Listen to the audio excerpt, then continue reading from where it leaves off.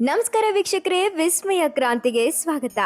ಅಶ್ವಿನಿ ಮಾಸದಲ್ಲಿ ಆಚರಿಸಲಾಗುವ ಅತ್ಯಂತ ಮಹತ್ತರವಾದ ಹಬ್ಬಗಳಲ್ಲಿ ದಸರಾ ಮತ್ತು ವಿಜಯದಶಮಿಯನ್ನ ಬಹಳ ವಿಜೃಂಭಣೆಯಿಂದ ಆಚರಿಸಲಾಗುತ್ತೆ. ಅಶ್ವಯುಜ ಶುಕ್ಲ ಪಾಡ್ಯದಂದು ಆರಂಭಗೊಂಡು ನವರಾತ್ರಿ ಹಬ್ಬದ 9 ದಿನಗಳು ಕಳೆದ ನಂತರ ಬರುವ 10ನೇ ದಿನವೇ ದಶಮಿ. ಇದನ್ನೇ ವಿಜಯದಶಮಿ ಅಂತ ಕರೀತಾರೆ.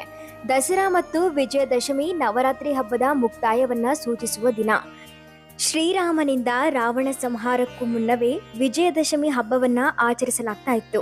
ವಿಜಯದಶಮಿಯ ದಿನ ಮಾತ್ರ ರಾವಣ ದಹನ ನಡೆಯುತ್ತೆ. ಶಾರದೀಯ ನವರಾತ್ರಿ ಮುಗಿದ ನಂತರ ದುರ್ಗಾ ಮೂರ್ತಿಯ ನಿಮಜ್ಜನವು ಈ ದಿನದಂದು ನಡೆಯುತ್ತೆ ಮತ್ತು ವಿಜಯೋತ್ಸವವನ್ನ ಸಹ ಆಚರಿಸಲಾಗುತ್ತೆ. ಈ ದಿನ ಸಾಂಸ್ಕೃತಿಕ, ಧಾರ್ಮಿಕ ವೈಭವದ ಮೆರವಣಿಗೆ ದೇಶದೆಲ್ಲೆಡೆ ನಡೆಯುತ್ತೆ. ವಿಜಯದಶಮಿ ಮತ್ತು ದಸರಾ ಎರಡು ಒಂದೇ ದಿನ ಬರುತ್ತೆ. ಹಾಗಾದ್ರೆ ವಿಜಯದಶಮಿ ಮತ್ತು ದಸರಾ ಒಂದೇನಾ? ಪೌರಾಣಿಕ ಅರ್ಥದಲ್ಲಿ 3 ಪ್ರಮುಖ ವ್ಯತ್ಯಾಸಗಳು. ದಸರಾ ಮತ್ತು ವಿಜಯದಶಮಿ ಬಗ್ಗೆ ಬಹುತೇಕರಿಗೆ ಗೊತ್ತಿಲ್ಲದ ದೊಡ್ಡ ರಹಸ್ಯ ಇಲ್ಲಿದೆ. ಹೌದು, ದಸರಾ ಮತ್ತು ವಿಜಯದಶಮಿ ಹಬ್ಬಗಳು ಒಂದೇ ಎಂದು ಅನೇಕರು ಭಾವಿಸ್ತಾರೆ. ಆದರೆ ಪೌರಾಣಿಕ ಹಿನ್ನೆಲೆಯ ಪ್ರಕಾರ ಈ 2 ಹಬ್ಬಗಳಿಗೆ ವಿಭಿನ್ನ ಮಹತ್ವಗಳಿವೆ. ಇವುಗಳ ನಡುವಿನ ಮುಖ್ಯ ವ್ಯತ್ಯಾಸವೇನು ಅನ್ನೋದ್ರ ಬಗ್ಗೆ ನಾನು ಈ ವಿಡಿಯೋದಲ್ಲಿ ನಿಮಗೆ ತಿಳಿಸ್ಕೊಡ್ತೇನೆ. ಶಾರದೀಯ ನವರಾತ್ರಿಯು ಭಗವಾನ್ ರಾಮನಿಂದ ಪ್ರಾರಂಭವಾಯಿತು ಎಂದು ನಮ್ಮೆಲ್ಲರಿಗೂ ತಿಳಿದಿರುವ ವಿಷಯ. ಭಗವಾನ್ ರಾಮನು ಅಶ್ವಿನಿ ಮಾಸದ ವೇಳೆ ಸಮುದ್ರ ತಟದಲ್ಲಿ ಕುಳಿತು ದುರ್ಗಾದೇವಿಯ ರೂಪಗಳನ್ನು ಪೂಜಿಸಲು ಆರಂಭಿಸ್ತಾನೆ. ಚಂಡಿ ಪೂಜೆ ಇದರಲ್ಲಿ ಅತ್ಯಂತ ವಿಶೇಷ. ಮರ್ಯಾದ ಪುರುಷೋತ್ತಮ ಶ್ರೀರಾಮನು ಲಂಕೆಯನ್ನ ವಶಪಡಿಸಿಕೊಳ್ಳುವ ಆಕಾಂಕ್ಷೆಯಿಂದ 9 ದಿನಗಳ ಕಾಲ ನಿರಂತರವಾಗಿ ಶಕ್ತಿ ದೇವತೆಯನ್ನ ಪೂಜಿಸ್ತಾನೆ.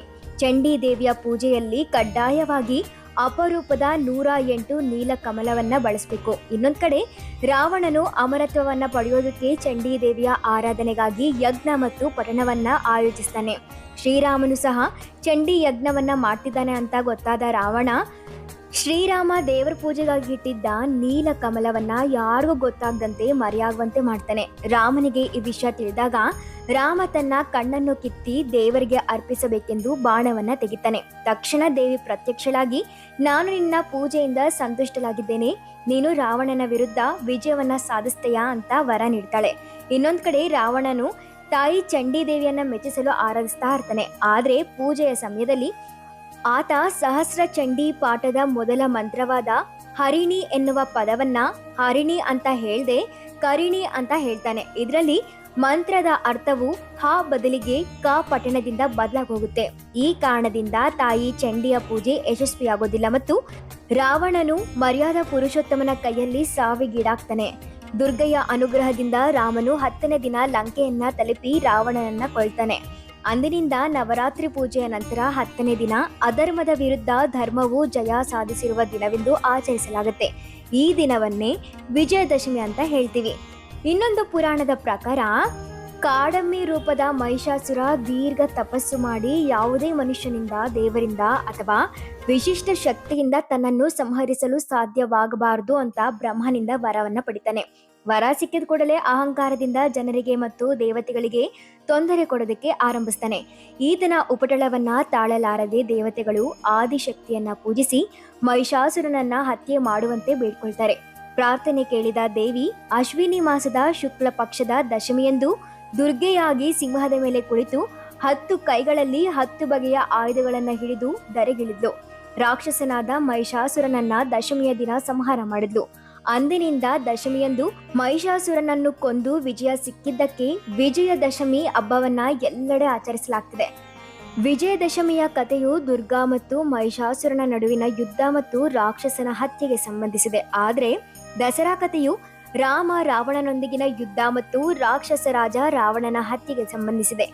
ಈ ದಿನ ಇಬ್ಬರ ಕಥೆಗಳು ಸಹ ಕೇಳಿ ಬರುತ್ತೆ. ಈ 2 ಹಬ್ಬಗಳು ಕೆಡುಕಿನ ಮೇಲೆ ಒಳಿತಿನ ವಿಜಯವನ್ನ ಆಚರಿಸುವ ಹಬ್ಬವಾಗಿದೆ. ಅಷ್ಟೇ ಅಲ್ಲ, ಶಾಸ್ತ್ರದ ಪ್ರಕಾರ ವಿಜಯದಶಮಿ ದಿನದಂದು ಅಪರಾಜಿತ ದೇವಿಯ ಆರಾಧನೆ ವಿಶೇಷ ಮಹತ್ವವಿದೆ ಎಂದು ಉಲ್ಲೇಖಿಸಲಾಗಿದೆ. ಈ ಪೂಜೆಯನ್ನು ಹಗಲಿನಲ್ಲಿ ವಿಜಯ ಮುಹೂರ್ತದಲ್ಲಿ ಮಾಡಲಾಗುತ್ತೆ. ಆದರೆ ದಸರಾ ದಿನದಂದು ರಾತ್ರಿಯಲ್ಲಿ ರಾವಣ ದಹನ ಮತ್ತು ಶಮಿ ಪೂಜೆಯನ್ನ ಮಾಡಲಾಗುತ್ತೆ. ಅಷ್ಟೇ ಅಲ್ಲ, ದ್ವಾಪರ ಯುಗದಲ್ಲಿ ಪಾಂಡವರು 13 ವರ್ಷಗಳ ಕಾಲ ವನವಾಸ ಮುಗಿಸಿ 1 ವರ್ಷ ಅಜ್ಞಾತವಾಸ ಮುಗಿಸಿದ ದಿನವೇ ವಿಜಯದಶಮಿ. ಹಾಗೆ ಬೃಹನ್ನಳ ರೂಪದಲ್ಲಿದ್ದ ಅರ್ಜುನ ಅಜ್ಞಾತವಾಸದ ಸಮಯದಲ್ಲಿ ಬನ್ನಿ ಮರದಲ್ಲಿ ಬಚ್ಚಿಟ್ಟಿದ್ದ ಶಸ್ತ್ರಾಸ್ತ್ರಗಳನ್ನು ತೆಗೆದು ವಿರಾಟ ರಾಜನ ಶತ್ರುಗಳನ್ನ ಸೋಲಿಸ್ತಾನೆ. ಈ ವಿಜಯದ ಚಿಹ್ನೆಯಾಗಿ 9ನೇ ದಿನ ಆಯುಧ ಪೂಜೆಯನ್ನ ಆಚರಿಸಲಾಗುತ್ತೆ. ಇನ್ನು ಕಲಿಯುಗದಲ್ಲೂ ಸಹ ಆಚರಣೆ ಮಾಡ್ತೀವಿ. ನವಮಿಯಂದು ಆಯುಧಗಳಿಗೆ ಪೂಜೆ ಮಾಡಿ ದಶಮಿಯಂದು ದಂಡಯಾತ್ರೆಗೆ ಹೊರಟರೆ ವಿಜಯ ಸಿದ್ಧಿ ಎನ್ನುವ ನಂಬಿಕೆ ಈ ಹಿಂದೆ ರಾಜರಲ್ಲಿತ್ತು. ಹೀಗಾಗಿ ದಶಮಿಯಂದೇ ಪೂಜೆ ಸಲ್ಲಿಸಿ ದಂಡಯಾತ್ರೆಗೆ ಹೊರಡ್ತಾರೆ. ಈ ಪದ್ಧತಿ ಈಗಲೂ ಉಳಿದುಕೊಂಡಿದ್ದು, ಸಾಂಕೇತಿಕವಾಗಿ ಕೆಲ ರಾಜ ವಂಶಸ್ಥರು ಸಾಂಕೇತಿಕವಾಗಿ ತಮ್ಮ ರಾಜ್ಯದ ಗಡಿಯನ್ನ ದಾಟಿ ಮತ್ತೆ ಹಿಂದಿರುತ್ತಾರೆ. ವಿಜಯನಗರ ಸಾಮ್ರಾಜ್ಯದ ಕಾಲದಲ್ಲಿ ಆರಂಭವಾದ ಈ ಸೀಮೋಲ್ಲಂಘನ ಮೈಸೂರಿನ ಒಡೆಯರ ಕಾಲದಲ್ಲಿ ಮುಂದುವರೆದಿದೆ. ವಿಜಯದಶಮಿ ಕೇವಲ ರಾಮ ಮತ್ತು ದುರ್ಗಾ ದೇವಿಯೊಂದಿಗೆ ಮಾತ್ರ ಸಂಬಂಧವನ್ನ ಹೊಂದಿರದೆ ಮಹಾಭಾರತದೊಂದಿಗೂ ಸಂಬಂಧವನ್ನ ಹೊಂದಿದೆ. ಈ ಹಬ್ಬ ಅಧರ್ಮದ ಮೇಲೆ ಧರ್ಮದ ವಿಜಯವಾಗಿತ್ತು.